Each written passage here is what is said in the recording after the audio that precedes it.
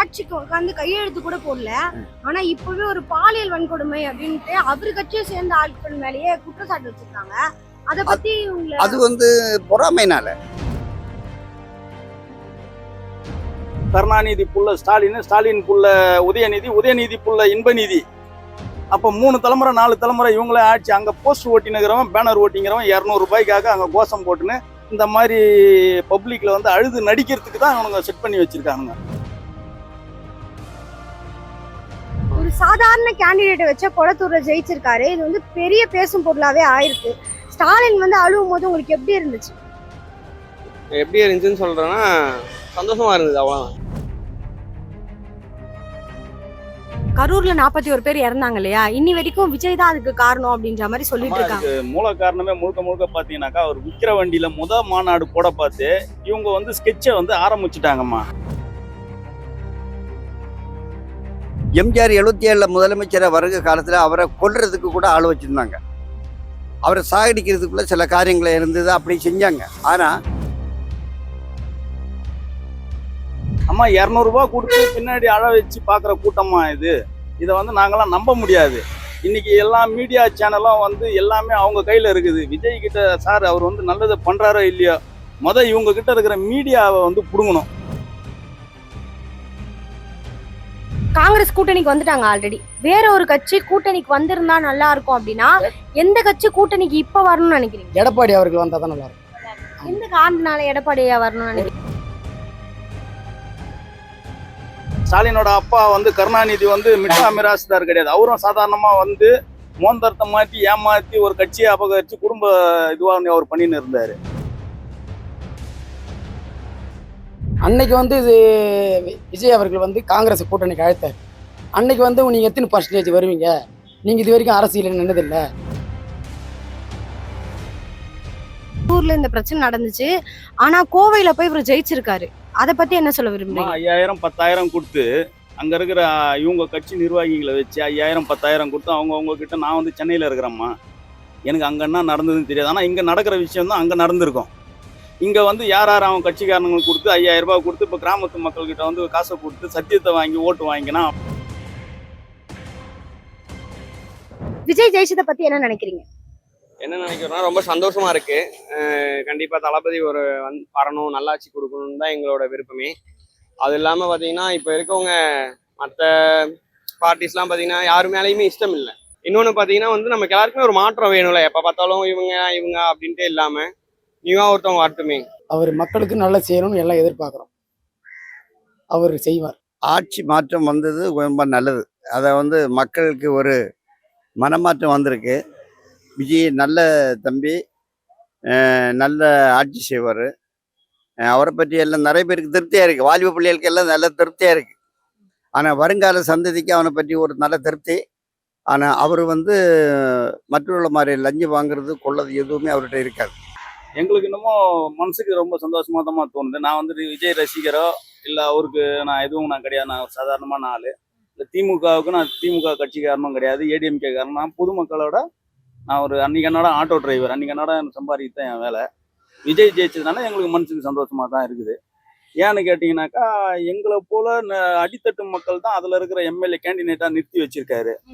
அதே போல் ஜாதி பேதகம் இல்லாமல் எல்லாருக்குமே சமத்துவமாக வந்து அவர் மட்டும்தான் எல்லாருமே வந்து ஒரே ஈக்குவாலிட்டியை வந்து இது பண்ணி வச்சிருக்காரு. அதனால அவரை நல்ல ஆட்சி தருவாருன்றது தான் எங்களோட அபிப்பிராயம். எங்களுக்கு இதுலேயே வந்து மன திருப்தியாக இருக்குது. இந்த டிஎம்கே ஏடிஎம்கே போல் பித்தலாட்டம் பண்ணிக்கின்னு இந்த திருட்டு வேலைங்கள்லாம் பண்ணிக்கின்னு கொள்ளைலாம் பண்ணின்னு இருக்கிற ஆள் கிடையாது.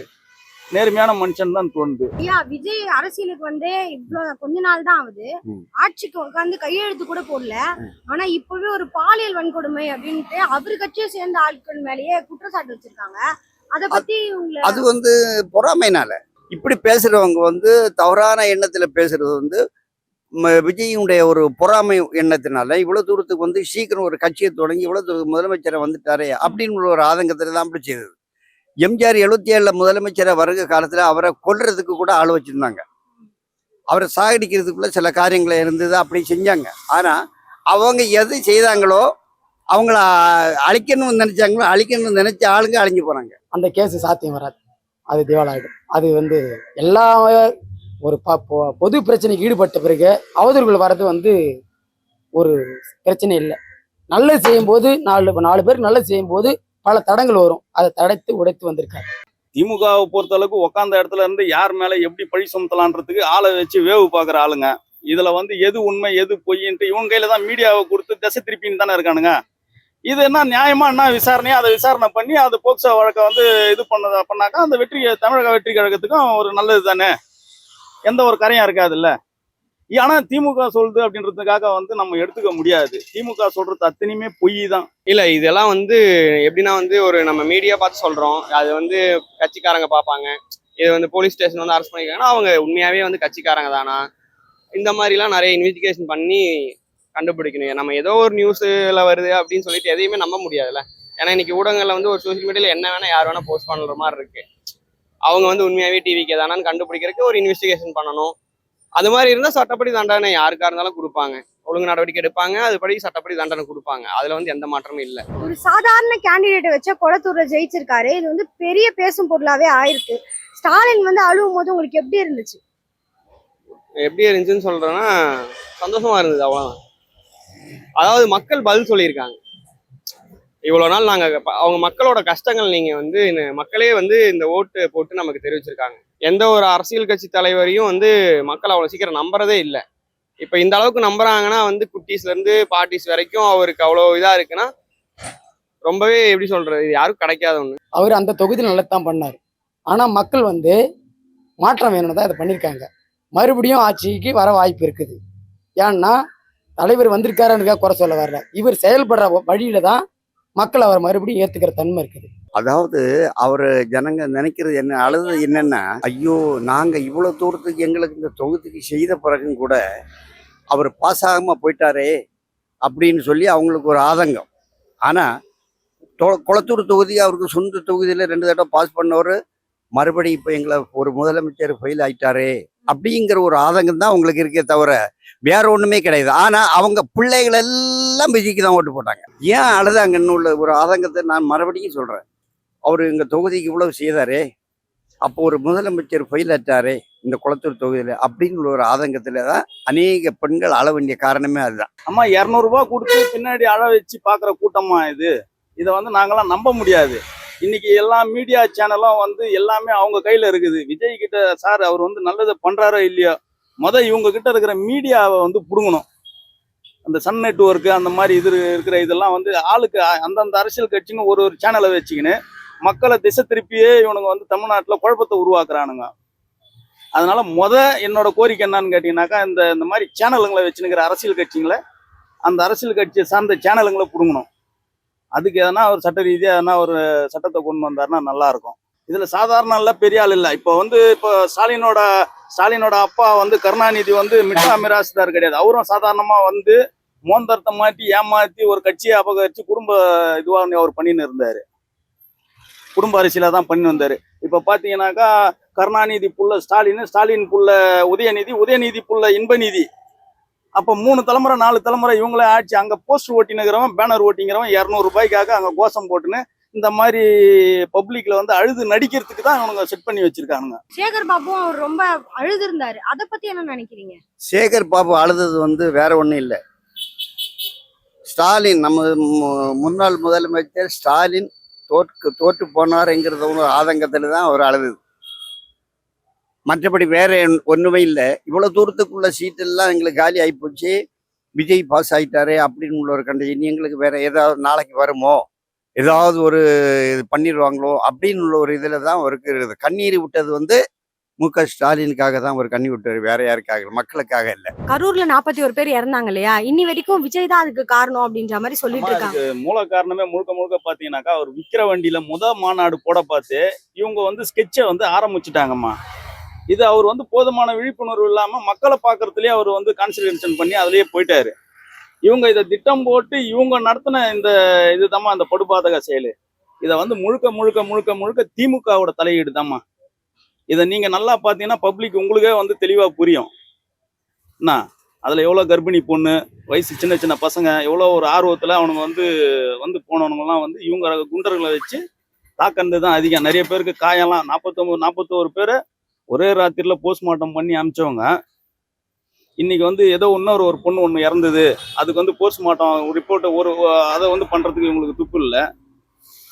இந்த மாதிரிலாம் இவங்க பண்ணி நாடகம் நடத்தினது இருக்குதாம்மா. இதுக்கு முழுக்க முழுக்க முழுக்க முழுக்க இதை வந்து இந்த செந்தில் பாலாஜின்றவரை வந்து இவர் ஆட்சி அமைச்சு அவர் எடுத்து விசாரிச்சாருன்னா கொஞ்சம் நல்லா இருக்கும்மா. இப்ப செந்தில் பாலாஜியும் அவர் தொகுதியில ஜெயிச்சிருக்காரு. அத பத்தி உங்களோட கருத்து என்ன? இவர் கரூர்ல இந்த பிரச்சனை நடந்துச்சு, ஆனா கோவையில போய் இவர் ஜெயிச்சிருக்காரு. அத பத்தி என்ன சொல்ல விரும்புறீங்க? 5000 10,000 கொடுத்து அங்க இருக்கிற இவங்க கட்சி நிர்வாகிகளை வச்சு 5000 10,000 கொடுத்து அவங்க கிட்ட நான் வந்து சென்னையில இருக்கிறேம்மா, எனக்கு அங்க என்ன நடந்ததுன்னு தெரியாது. ஆனா இங்க நடக்கிற விஷயம் தான் அங்க நடந்திருக்கும். இங்க வந்து யார் அவங்க கட்சிக்காரங்களுக்கு கொடுத்து 5000 ரூபாய் கொடுத்து இப்ப கிராமத்து மக்கள் கிட்ட வந்து காசை கொடுத்து சத்தியத்தை வாங்கி ஓட்டு வாங்கினா அவன் என்ன ஜெயிச்சதா அர்த்தமா? இவங்கெல்லாம் வந்து ஒரு அதிகார பலத்து, இவங்களுக்கு வந்து பணம் பெருசு இல்லைம்மா, அந்த அதிகாரத்திலேயே இருக்கணும். இவங்க மேலும் மேலும் கொள்ளை அடிச்சு மேலும் மேலும் மக்களை வந்து திசை திருப்பி மேலும் மேலும் குழப்பி இவங்களே தான் வாழணும் அப்படின்றது தான். மக்களுக்கு யாருக்கும் நல்லதை பண்ண போறது கிடையாது. இவங்க எத்தனை முறை எம்பி ஆனாலும் சரி, மந்திரி ஆனாலும் சரி, என்ன கர்மாந்திரம் ஆனாலும் சரி, இவனுங்கெல்லாம் திருந்த போறது கிடையாது.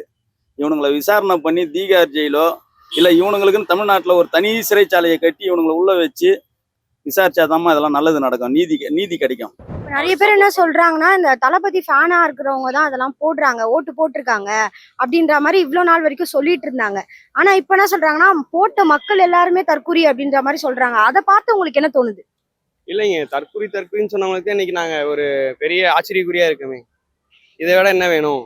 அதாவது ரசிகர்கள் வந்து ஓட்டு போடலாங்கன்னா நாங்க ஓட்டு போடுறோம், எங்க ஃபேமிலியில போடுவாங்க. ஏன் மக்கள் வந்து ஒரு மாற்றம் வரணுன்ற எல்லாமே ஓட்டு போடுவாங்கல்ல.